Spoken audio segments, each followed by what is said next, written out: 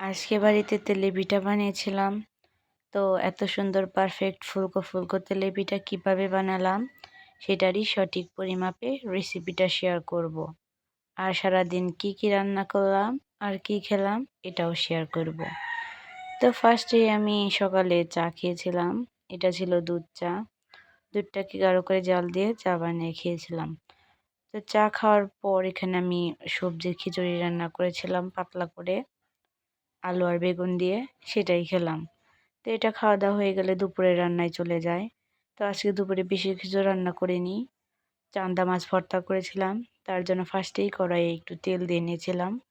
তার ভেতর মাছগুলো দিয়ে দিয়েছি আর একটু হলুদের গুঁড়া আর একটু লবণ দিয়ে দিয়েছি। তো এইগুলো এখন ভালোভাবে মিক্স করে নিতে হবে। মিক্স করা হয়ে গেলে এই তো দেখছেন কত সুন্দর কালার হয়ে গেছে।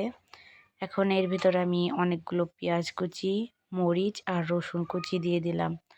তো এগুলো এখন ভালোভাবে নেড়েচেড়ে মিক্স করে নিতে হবে আর কিছুক্ষণ ভেজে নিতে হবে। এগুলো ভাজা হয়ে গেলে বেটে ভর্তা করে নেব।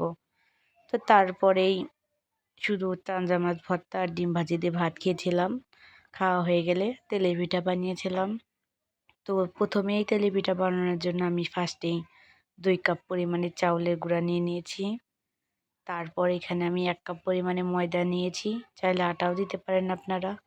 তারপরে পরিমাণ মতো চিনি দিয়ে নিয়েছি, মানে 1 কাপের একটু কম চিনি দিয়ে নিয়েছি। আর একটু গুঁড়ো দিয়ে দিয়েছি। গুড়টা আপনাদের অপশনাল জিনিস, আপনারা চাইলে দিতে পারেন। শীতের সময় তাই আমি গুড়টা দিয়ে দিলাম। তো তারপর এখানে আমি 2 কাপ পরিমাণে গরম ফুটন্ত পানি দিয়ে দিলাম। আমার এখানে গোলাটা গুলতে 2 কাপ পরিমাণের পানি লেগেছে, আপনাদের চাইলে একটু কম বেশি হতে পারে। তো তারপরে গোলাটা অনেকক্ষণ ভালোভাবে হাত দিয়ে কিন্তু ফেটিয়ে দিতে হবে। এটা হাত দিয়ে না ফেটালে ফুলে উঠবে না। চামচের মাধ্যমে কখনোই পিঠা ভালো হয় না। তো এই তো আমার গোলা শেষ হয়ে গেলে আমি এই যে কড়াইয়ে তেল দিয়ে নিয়েছিলাম।